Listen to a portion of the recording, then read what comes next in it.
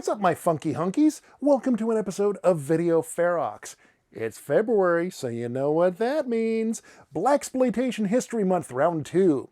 Tonight, we're going to be taking a look at the Expendables, if it was Blaxploitation, because we're watching Original Gangstas with Pam Grier and Jim Brown and The Hammer. So sit back, enjoy the trailer, and we'll be back in a second.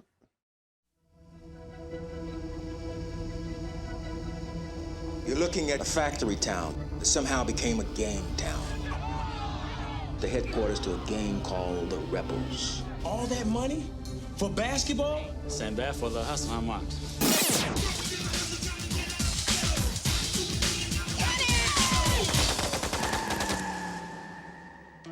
Why, dear Lord, did you snatch this dear boy away from his precious mother? Is that good for business?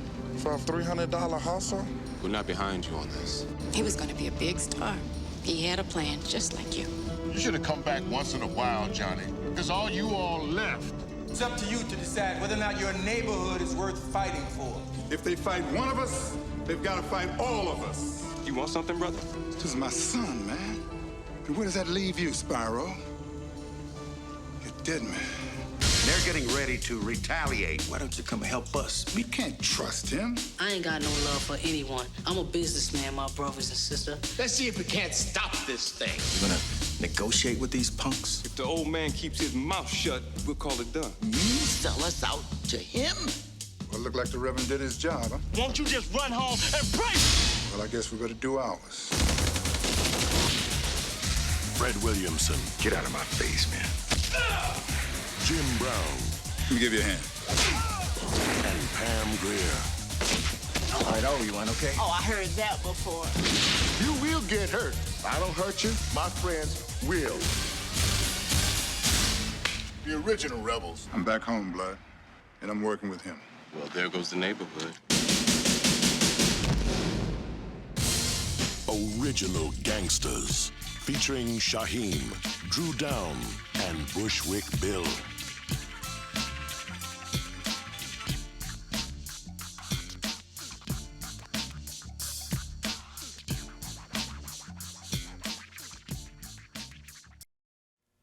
Alrighty, you jive turkeys, that's the trailer to... Okay, I can't say that with a straight face. Fine, fuck it. Alright, that was just the trailer to Original Gangstas, which I will admit is a little bit of a cheat because it's not strictly a blaxploitation flick, but it embodies the spirit of blaxploitation, you'd say, right? I mean, this feels to me like one of these typical type of movies that came out in the mid to late 90s of that sort. I mean, you had a lot of movies dealing with poverty in the ghetto or in the barrio. Oh yeah, the whole gangster colors and stuff. Yeah, the Crips versus the Bloods thing was very big in the cinema in the late 80s, early 90s. And this being, I think this was like 96, 97, so kind of the tail end of that. So the movie is set in Gary, Indiana, and we open with this flyover of the city.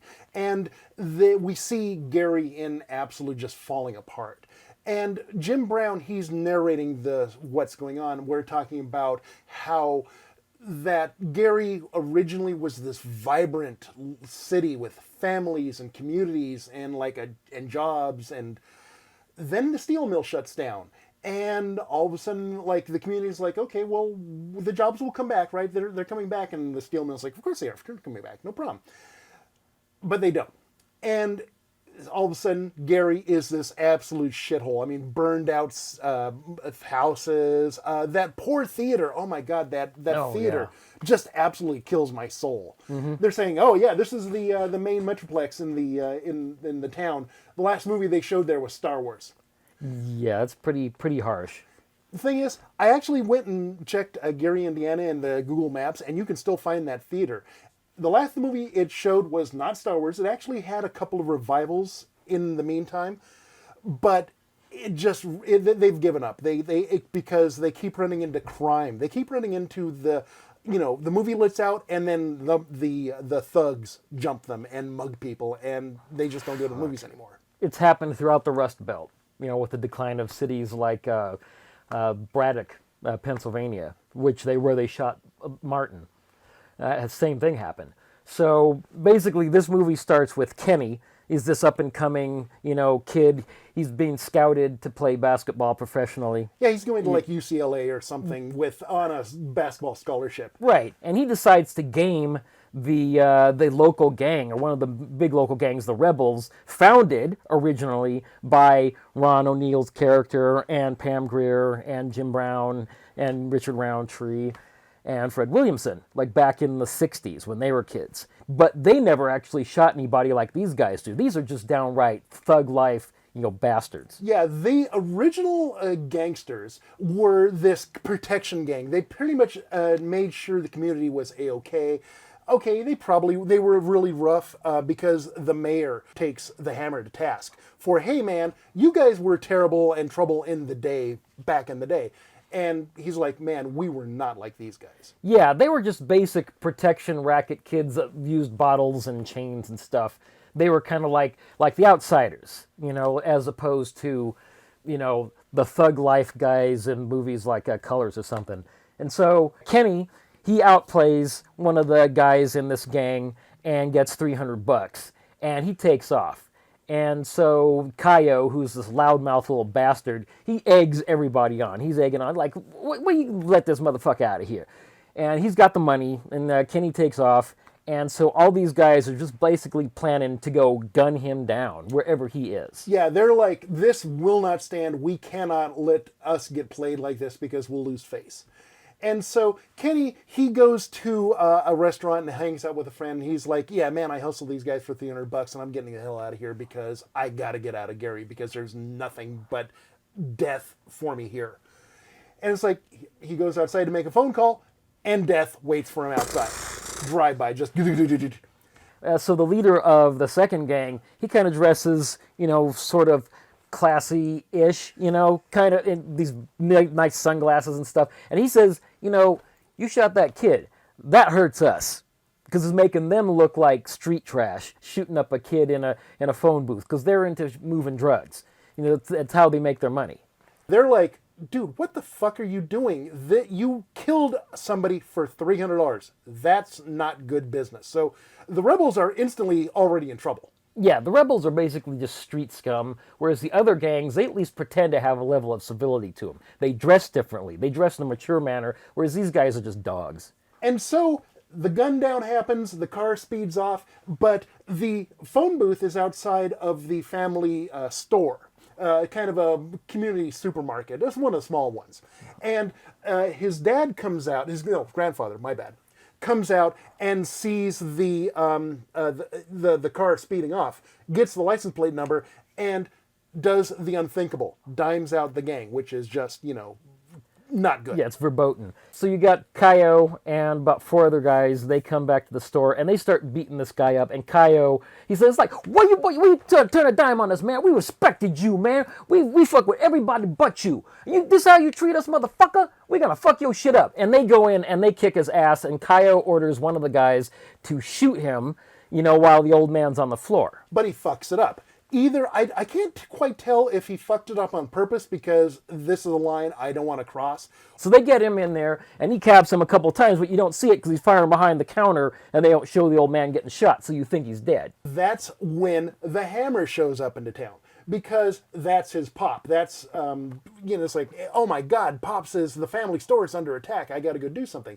He left Gary, Indiana, years and years ago off to go play football, which is a little autobiographical because the Hammer actually came from Gary and went on to be an NFL star. Which is pretty cool. When Fred shows up to the neighborhood, he goes to the hospital, talks to his dad, and he figures out what's going on. He's decided he's going to have to do something, but it's going to be with like fists and stuff. So he goes back to the family store, and there's some guys that are, raiding it. And that's when the Hammer rolls up and lays the beat down on him. Yeah, he goes in there, and he's like, put that back. First he beats up a couple of guys outside there carrying out shit, And then he goes in there and says, put that shit back. He goes, I ain't putting back shit, motherfucker. We own this store. And so he goes in there and he just cleans a clock of 4 guys, tosses a couple of them out, grabs the other 2, brings them out and kind of, roughs them up a bit. And then one guy comes up behind him, who's going to try and like ambush him. And Pam comes out with a big ass like a 2x2. And then after that, we get Jim Brown back into the action because Kenny was his boy. He was married to Pam Grier. But after Kenny was born, they separated. Pam's like, no, man, you got to get out of here because you're not good for the kid. And so he's been a estranged father for the past 18, 20 years or so. And he comes back into town, and his acting, Jim Brown's acting in this movie is one of the best I've seen from him because he has this pathos, this whole, I've just now lost a son I've never known.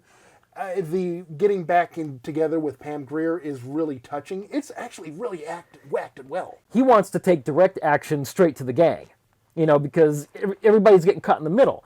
Now, when I believe it's like Fred crosses paths with Ron O'Neal on the sidewalk, and they're talking, it's like, what are you doing back here? Now, you left here and you went and got famous and successful when we've been here the whole time. And, he doesn't like having Fred come back to the neighborhood and start posturing around about what the gangs are doing because they were the gang. And so, they kind of part in a not very amicable fashion, and you don't see Ron Eli for almost the entirety of the movie afterward. And that's pretty much the movie, that you've got the Hammer and Jim Brown, they're coming back into town and basically uniting the community as a unified front against the rebels. And there's a little bit of cat and mouse back and forth where they're trying to set up the gangs so that they think that the other gangs are attacking them. They're trying to basically play all sides against the middle. We forgot one actor out of this. Oh my God, what's his name? The Reverend. Oh, Paul Winfield. Paul Winfield, yeah. Who from Terminator, from Sounder. I mean, he's fucking... Okay. He was in Star Trek 2 as well in a short role. Exactly, yeah. He was the captain of the Rollin. That's why I wound up picking this movie, is because the cast of the thing, I mean, oh my God. I mean, okay, Richard Roundtree, Ron O'Neal, the Hammer, Pam Grier, Paul Winfield. We got Wheezy from the fucking Jeffersons, for God's sake. Yeah. I mean, this is a Blaxploitation who's who. And then, of course, you get into the white cast, where you've got folks like Charles Napier from Rambo. And Wings Hauser. And Wing Hauser. I was like, oh my God, he used to play villains a lot. I mean, I always would see Wings Hauser playing bad guys, almost never playing good guys in movies. And here he's basically the mayor's deputy mayor. And the thing is, the white folks, they're not evil. They're just kind of incompetent. They're just kind of laissez-faire about what am I going to do against crime? I felt like they underused Robert Forster. He came up in movies like Medium Cool, one of the first movies to be rated X, shot during the Democratic National Convention in the late 60s. And they shot outside the convention before and during the riot. And you can hear the cameraman behind saying to Haskell Wexler, the director, "This is real, Haskell," because they were actually in it. And that movie was important in many ways. And Robert came up doing a lot of scruffy movies, but he also did Disney movies like The Black Hole. Oh God, that's right. He was Commander he was Durant. Captain of the Palomino. Yeah, he really rocked there well. Mm-hmm. And he came up. He worked for Quentin Tarantino, I believe. We're totally doing The Black Hole someday. Oh my God. Fred goes to the mayor to see what he can do about a smackdown. But the mayor doesn't want anything to happen because he reminds Williamson that he co-founded the gang back in the old days, and that it's like Batman. Would there be a Joker if there wasn't any Batman, hunting down regular thugs? Once I think you remove the vacuum of, a power base and like the community support network, I think the Joker is inevitable. I think the rebels were inevitable. They just happened to take the form that the Hammer and his friends put them into. This kind of reminds me of a refutation of Ayn Rand's, assertion that if all the talented and go-getter people left the country, there would be nobody to pick up after them. But she never counted on immigration from other countries that had come in massive numbers and done jobs that a lot of people in the old days did, and they do it sometimes more efficiently and in larger numbers, thus completely destroying her Atlas Shrugged bullshit. So the dominant theme in blaxploitation generally is it's the white man keeping the brother down. Except here, it's more of a, the brother versus the brother. The white guys don't really have a say in the goings-on. It's more of the Hammer gets the community back together and presents the unified front. So that's more the theme than your typical blaxploitation. Yeah, and Paul Winfield's character, his reverend character, was basically, okay, this is the irony. He's conducting a choir in an empty church. The choir is the only other people in the church besides him. They show the pews, they're completely empty. As the gangsters come in, and it's not like they came in and everybody left. No, these guys come in, there's nobody behind them while he's conducting this. They come in, but they don't touch the Reverend because he's a man of God. He never raised his hand against the gangsters or anything like that. And of course, the church is the kind of neutral ground. The Reverend is always going and acting as mediator between the gangs. And I like the lighting in the church. They didn't overdo it. It felt like a couple of churches I'd been in. Whereas a lot of the times when I see things shot in churches, they make it out to be kind of almost like this cathedral and stuff. This felt very down home. This is a down home black church. I've been in those all over Seattle, and it felt like stuff that I was very familiar with, almost like I'd been in this particular one. And so I can relate to some of the characters in this movie, and also to some of the people on the outside, because I stopped going a long time ago when it felt like when I walked back into a church like it was a foreign place. And that's how it looked to me like when Fred Williamson came in and then Jim Brown came in, that they were, kind of back, but they were foreign, other, and they were treated like that. They're like, okay, you guys left, and this whole town went to shit, and we're still here. So what the hell are you going to do for us? Exactly.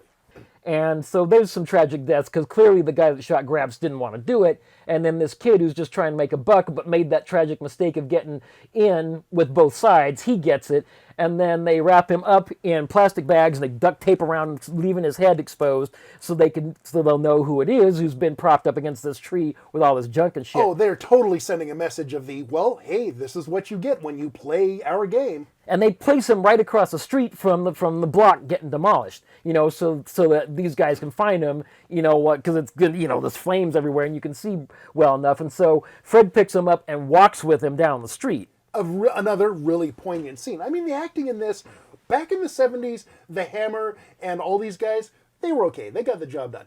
Here, they're really, really good. Yeah, they had their acting chops, over decades of working in a lot of really good movies, and it shows here, because they just brought all that stuff to bear in all the movies they did, like Boss You Know What, and movies like that, or The Hammer duo and stuff. Or Three the Hard Way. Three the Hard Way, yeah. I mean, that's a really good one, too.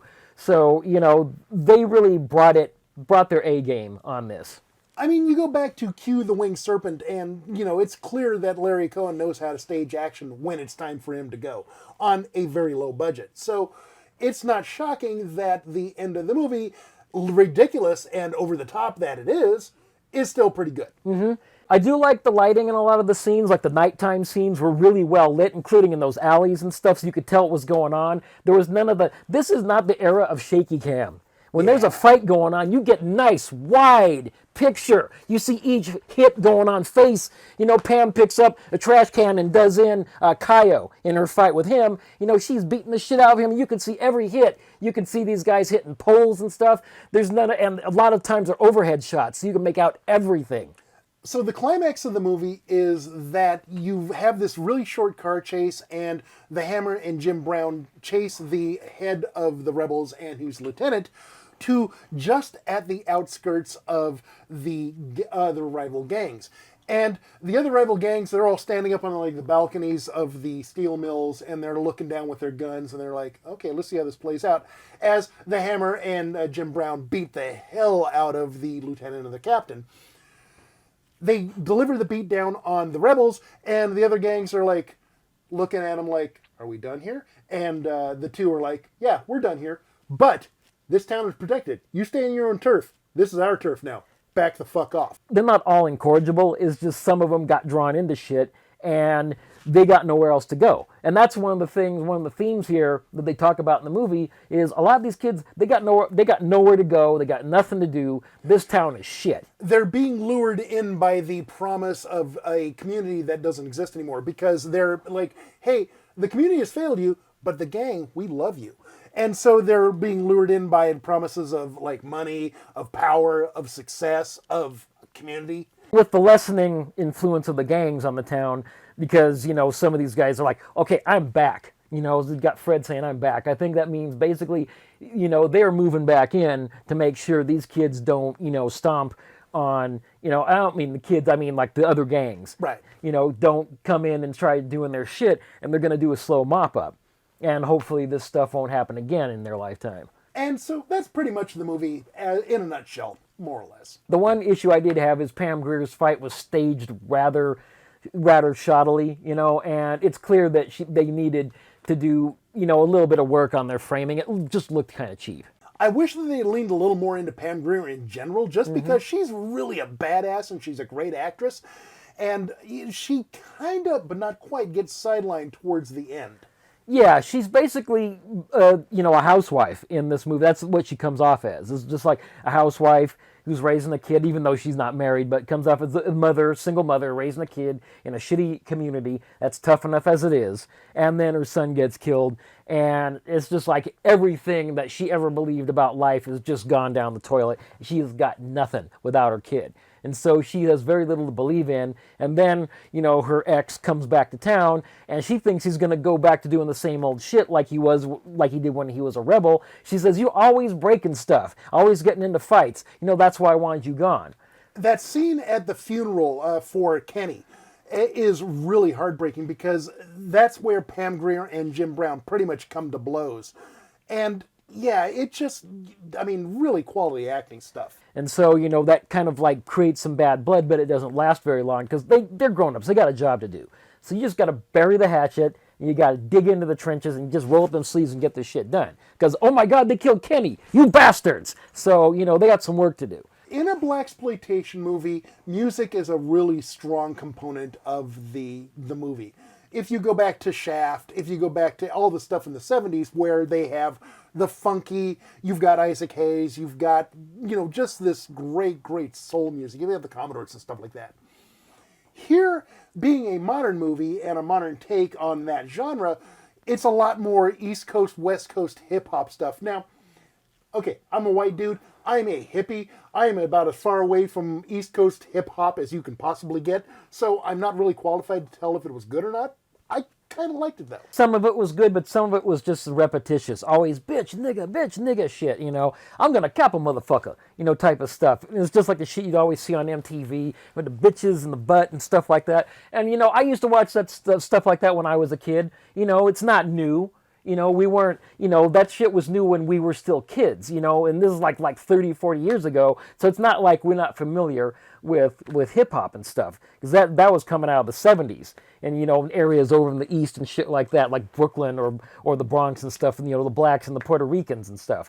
But I definitely appreciated when they wheeled out the old vintage stuff, more than the new stuff. Yeah, the more soul-based and jazz and stuff like that. The Cheelites, like I mentioned before. And they got some, some really great, old stuff, and they had the Cheelites singing in the bar where Roundtree is hanging out, and they kind of pan across them and stuff, and I just like, oh yeah, I recognize those guys. Even right down to the fashions, which came straight out of Superfly, and the Players Ball. Not quite as over-the-top and Liberace as we got in the Players Ball, but it's pretty close here. It's clearly people who grew up in the 50s and 60s, and they held on to as much of a style reminiscent of that as they can without having the actual vintage. Speaking of vintage, those fucking cars, oh my God, the Rebels had the best cars! Oh my God! Oh, that one with the big fat fender. Oh, yeah. Oh, man, those are straight out of the 50s, maybe late 40s or something like that, but they had some style. Them and some of the other gang members, they were mostly sporting 50s and 60s automobiles. I was going, Jesus, I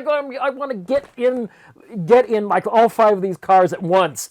I want to be driving all five cars at the same time. Yeah, but then that means you'd have to be in Gary, and that's just a bad place for... All right, so we can go on about this movie forever, and I think we already have. So why don't we just go right to the final thoughts then, Ashley?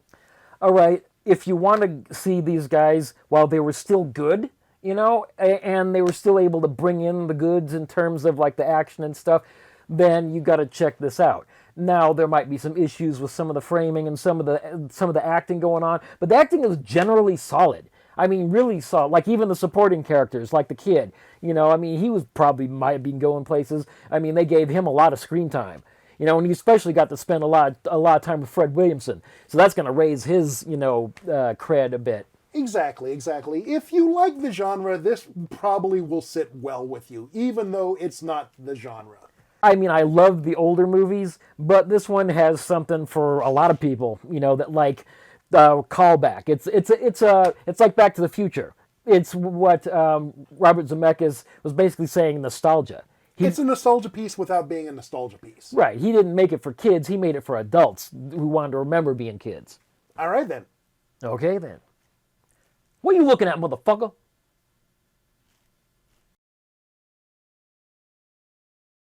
Ashley, did you like Original Gangstas?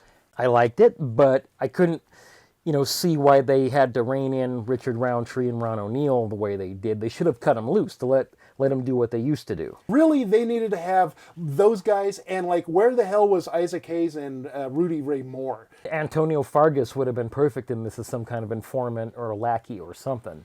It's not, for me, a perfect movie. Yes, it does have all sorts of flaws. The story's a little wobbly in the middle act, and yeah, they could have used Shaft and Superfly a little more. But I think, at the end of the day, it delivers exactly what you expect from the trailer. It does exactly what it says on the tin, so I enjoyed the hell out of it. Yeah, I mean, with the exception of some really badly framed fight shots with Pam Grier at the end, I thought they didn't handle her particularly well in her fight scene. But she did come off as tough and everything, beating up, what's his name, that mouthy little bastard. So yeah, not a perfect movie, but fine enough. And I enjoyed it, you enjoyed it, I enjoyed it enough that I own the damn thing. Mm-hmm. So, all right, it sounds like a winner. Ever hear of a tree called Theobroma cacao? It produces chocolate. How about some steamy, fragrant, flavorful hot chocolate right now? There's a treat for the whole family. Good, mighty good. You have the thirst, we have the hot chocolate at the refreshment stand. Well, thank you for hanging out with us. Check back in 7 days' time when we get to Teresa's pick, where we're going to be watching Pam Grier again and Friday Foster. Yay! So, in the meantime, please drop a comment what you thought about Original Gangsters, or if you've seen Friday Foster, or just send us email, thevideonastyproject@gmail.com. And until next week, friends, you stay evil and funky. What you niggas talking about? Oh, those bookmans. What? You fuck with them? I don't fuck with them. Hell no, I don't fuck with them, man. I want to burn they shit down, man. It's all They good, don't even man. accept food stamps. Damn. Fuck the bookmans, man. Get up out of here.